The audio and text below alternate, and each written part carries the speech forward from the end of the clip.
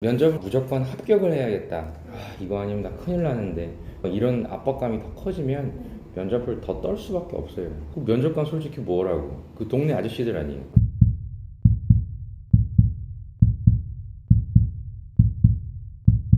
맞아요.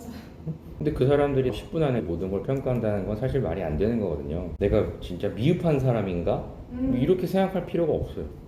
운이 좋지 않았던 거고, 근데 이번 과정에서 나한테 일어났다는 거는 내일 면접을 보실 텐데 최대한 그래도 준비를 해서 성의껏 한번 가보자 이렇게 생각을 하시고, 네. 설령 좋지 않은 결과가 나온다 하더라도 내가 미흡한 건 아니에요. 아예 경험이 없는 게 아니거든요. 네. 미흡하다고 하는 거는 면접 준비가 미흡했거나 아니면 본인이 면접을 어떻게 해야 되는지에 대한 전략이 없기 때문에 당한 거예요. 네네. 그냥 당한 거예요. 이 면접은 철저하게 공직관에 맞춰서 상당히 보수적이고 맞춰주고 최대한 조직 이런 거 많이 생각해야 되고 나는 최대한 낮춰야 되고 버려야 되고 막 이런 느낌으로 가야 되거든요. 공무원은. 그래서 그런 전략들이 좀 필요할 거예요. 이번에는. 인사도 90도 해야 돼요. 뭐 나쁠 건 없잖아요. 나 뽑아주면 그만이고 나 볼 사람도 아니고 네네. 내 스스로 부족하다 뭐 울 필요도 없고요.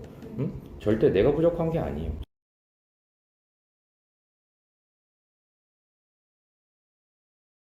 제가 부족하다고 느끼는 거는 말하는데 이 사람이 소리가 자체가 아예 안 들려. 커뮤니케이션 하는 게 아예 불가능해. 그런 경우에는 스스로 미흡한 게 맞아요. 네. 그런 분이 상당수가 또 있고요. 일상생활에서 누군가를 만나서 이야기하는 게 너무 내가 힘들어. 이런 분이 있거든요. 특히 공부를 뭐 5년 이상 하신 분들도 되게 많아요. 10년 이런 분도 있거든요. 내내 공부만 하다 보니까 말을 하는 것 자체를 거의 까먹은 분도 있어요. 아르바이트도 엄청 많이 하신 분이 있는데 본인이 막 운전도 하면서 관광객한테 설명도 하고 이랬던 분인데 공부를 막 3, 4년 하다 보니까 아예 말하는 것 자체가 아예 단절이 된 케이스. 자기소개라는 거를 그 암기한다 해도 누가 보면은 못해. 이런 분은 실제 만약에 공직에 가더라도 그 민원이 오면은 답답할 거거든.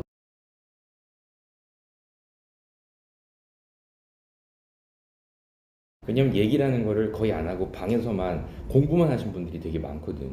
그런 오래 공부를 하게 되면 부모님이랑도 관계가 좋지 않아요. 응원을 해주는 부모님도 있긴 하겠지만 그것도 맞아요. 1, 2년이지 2년 됐으면 그만해라 괜찮다 3년 했다 그만해라 이젠 됐다 계속 난 한다 하다 보면은 부모님과도 말이 이제 점점 없어져. 그냥 진짜. 방에서만 계속 있고 도서관대도 안 가요. 그런 분들이 오랜만에 오게 되면은 본인이 아예 커뮤니케이션 하는 게 안 돼. 그런 분들은 실제로 약물 치료도 받는 분도 있어요. 약물 치료. 실제로. 말이 안 되니까. 그게 맞거든요. 그분은 이게 정신적으로도 되게 힘드시고 실제 사회생활을 나온다 하더라도 힘들어. 누군가 이런 걸 신경을 써줘야 되는데 우리 사회가 이런 걸 신경 쓰지는 않잖아요. 그런 분들은 뭐 민원인을 만나더라도 분명히 뭔가 트러블이 있을 거예요. 그리고 내부적으로 같이 일을 하시는 분도 뭔가 힘들 거예요. 근데 일단은 전혀 그러신 게 아니잖아요. 그래서 얘기하는 데 있어서 전혀 그런 정도의 분은 아니다.